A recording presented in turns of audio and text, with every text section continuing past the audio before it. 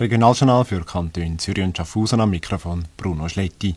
Ich begrüße Sie zum ersten Regionaljournal im neuen Jahr und zwar mit folgenden Themen. Softpornofilm Emanuel für Zürcher Kabelfernsehabonnenten.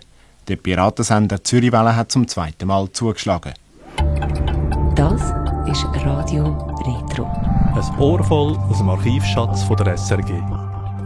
Ab den 70er Jahren hat es in der Schweiz immer wieder Piratensender gegeben. Wenn man Piratensender hört, denkt man meistens ans Radio. Aber auch ins Fernsehkabel haben sich gewisse einschleichen. Besonders aufgefallen ist Zürichwelle, wo in der Silvesternacht 84/85 den Erotikfilm Emanuel abgespielt hat. Auf dem Kanal vom ersten österreichischen Fernsehen.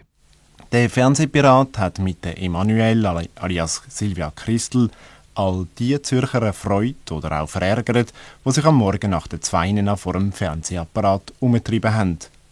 Den Film verpasst, obwohl auch er noch auf war, hat mein Redaktionskollege Rudi Weiss. Informationen hat er trotzdem zusammengetragen.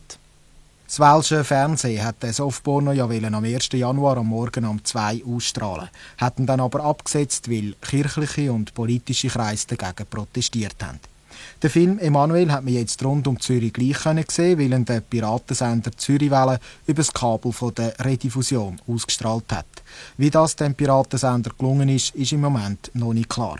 Eine Sprecherin von der Firma Rediffusion hat erklärt, sie sei total unschuldig.